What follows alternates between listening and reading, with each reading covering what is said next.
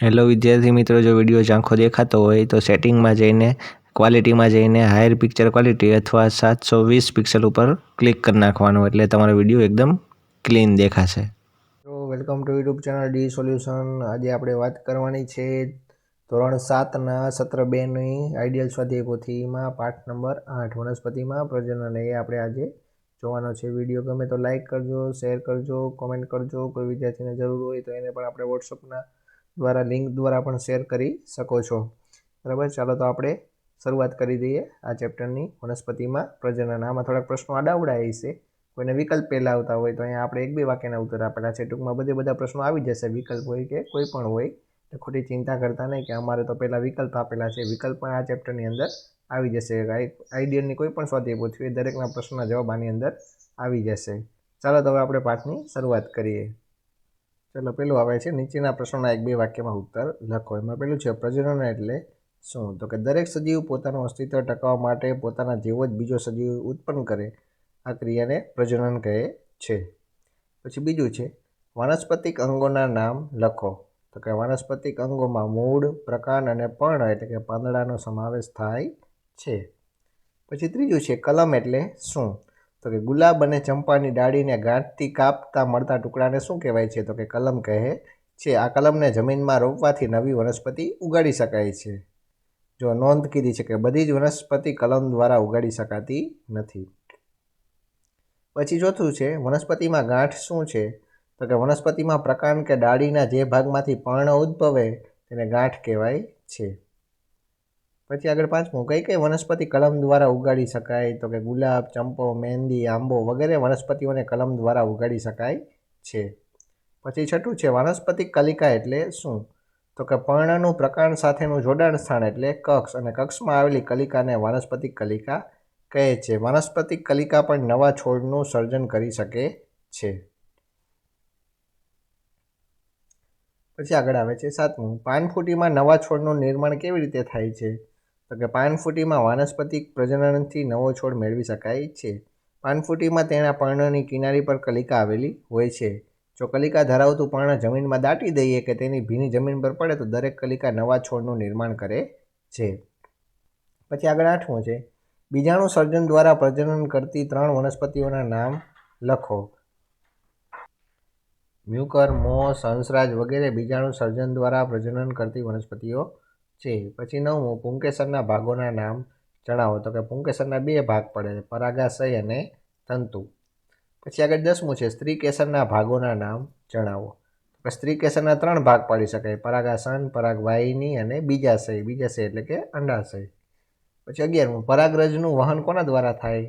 તો કે પરાગરજનું વહન પવન, પાણી અને કીટકો દ્વારા થાય છે. પછી આગળ 12મું, પરાગનયન એટલે શું? તેના પ્રકારો જણાવો. તો કે પુષ્પના પરાગાશયમાંથી પરાગરજ સ્ત્રીકેસરના પરાગાસન તરફ વહનને શું કહેવાય છે? તો કે પરાગનયન કહે છે. પરાગનયનના 2 પ્રકાર છે. એમાં પેલું છે સ્વપરાગનયન અને બીજું છે પરપરાગનયન. પછી આગળ આવે છે 13મું, ફલન પછી અંડાશય શામાં પરિણમે છે? તો કે ફલન પછી અંડાશય ફળમાં પરિણમે છે. પછી આગળ 14મું, બીજનો ફેલાવો કયા કયા પરિબળો દ્વારા થાય છે? તો કે બીજનો ફેલાવામાં પવન, પાણી તથા પ્રાણીઓ અગત્યનો ભાગ ભજવે છે. કેટલીક વનસ્પતિમાં તેની સિંગ ફાટવાથી પણ બીજનો ફેલાવો થાય છે.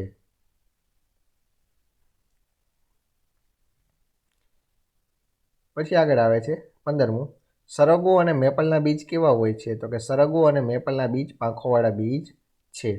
પછી 16મું, આંકડો એટલે કે મદાર અને સૂર્યમુખીના બીજ કેવા હોય છે? તો કે આંકડો, મદાર, સૂર્યમુખીના બીજ વજનમાં હલકા અને રોમમય હોય છે. પછી આગળ 17મું, નાળિયેરીના બીજ કેવી રીતે ફેલાય છે?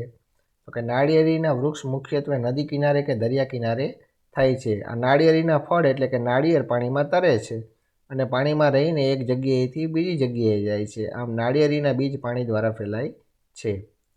પછી આગળ આવે છે 6થા નંબરનો પ્રશ્ન, વ્યાખ્યા આપો. એમાં પેલું છે એકલિંગી પુષ્પો. જે પુષ્પો માત્ર સ્ત્રી કેસર ચક્ર અથવા પુંકેસર ધરાવે છે તો તેને એકલિંગી પુષ્પો કહે છે. પછી બીજું છે દ્વિલિંગી પુષ્પો. તો કે જે પુષ્પો સ્ત્રી કેસર અને પુંકેસર એ બંને ચક્રો ધરાવે તો એને દ્વિલિંગી પુષ્પો કહે છે.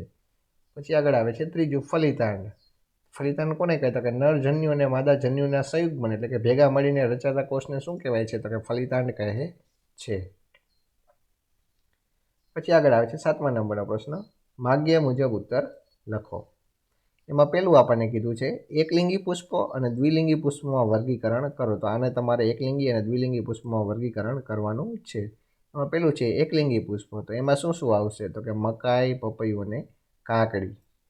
હાલો દ્વિલિંગી પુષ્પોમાં, તો દ્વિલિંગી પુષ્પોમાં શું આવશે? તો કે જાસૂદ, સરસવ, પેટુનિયા અને ગુલાબ. પછી આગળ આવે છે બીજા નંબરનો પ્રશ્ન, માંસલ એટલે કે રસાળ ફળ અને કઠણ એટલે કે સૂકા ફળમાં વર્ગીકરણ કરવાનું છે. માંસલ ફળ એટલે કે અંદર રસવાળા હોય, એકદમ ભરાવદાર હોય, જેમ કે સફરજન ને એ બધું હોય ને એ કેરી. પછી કઠણ શુષ્ક ફળ, તો કે અંદરથી અંદર કેવું હોય? કઠણ હોય ને શુષ્ક સુકાઈ ગયેલું હોય, જેમ કે બદામને છે એવું. તો આ બધાને તમારે માંસલ અને શુષ્ક ફળમાં વર્ગીકરણ કરવાનું છે. ચાલો તો પહેલાં જોઈએ આપણે માંસલ ફળ. તો માંસલ ફળમાં શું આવશે? કેરી, નારંગી, સફરજન અને તરબૂચ.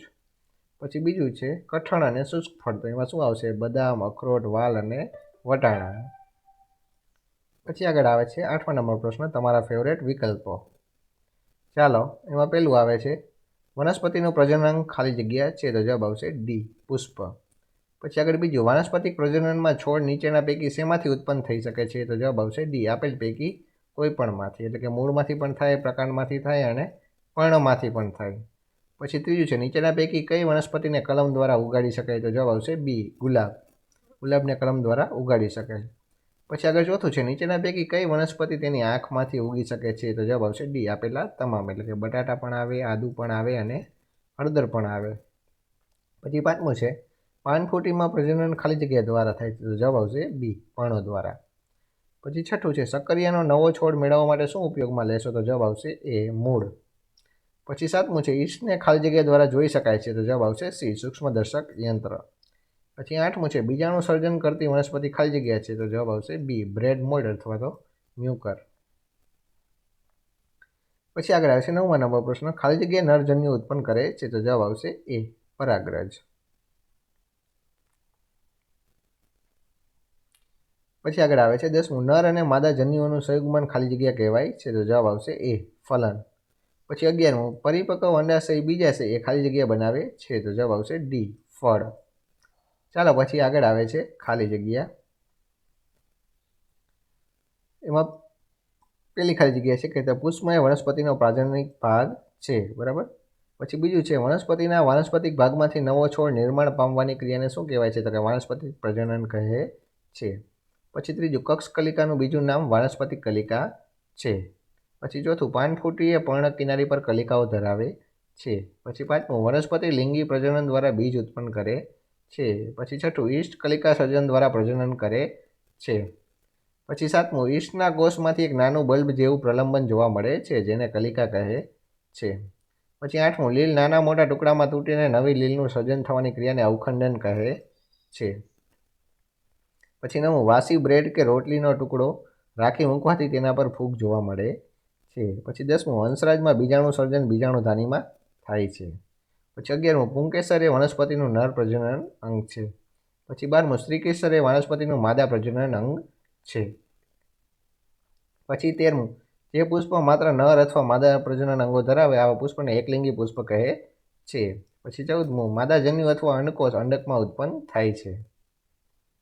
પછી 15મું, પરાગરજનું પુષ્પના પરાગાશયમાંથી એ જ પુષ્પના પરાગાસન અથવા તો બીજા પુષ્પના પરાગાસન પર સ્થાપવાની ક્રિયાને પરાગનયન કહે છે. પછી 16મું, લિંગી પ્રજનનમાં એક નર જન્યુ અને એક માદા જન્યુ ભેગા મળીને ફલિતાંડ બનાવે છે.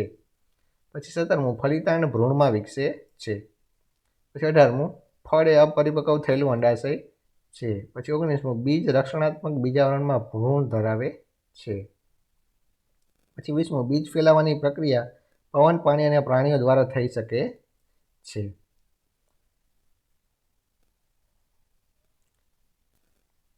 પછી આગળ આવે છે ખરા ખોટા. એ પણ તમે અહીંયા જોઈ શકો છો, જોઈ લેજો એકવાર.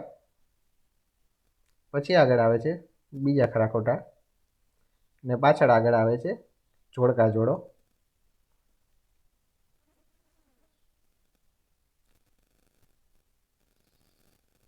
ચાલો તો અહીંયા આપણો આ પાઠ પૂરો થાય છે. વિડીયો ગમ્યો હોય તો લાઇક કરજો, શેર કરજો, કોમેન્ટ કરજો અને બીજા વિદ્યાર્થી સુધી પણ આપણો વિડીયો શેર કરજો. તો વળી પાછા મળીએ નવા વિડીયોમાં. ત્યાં સુધી જોતા રહો આપણી ચેનલ ડી સોલ્યુશન.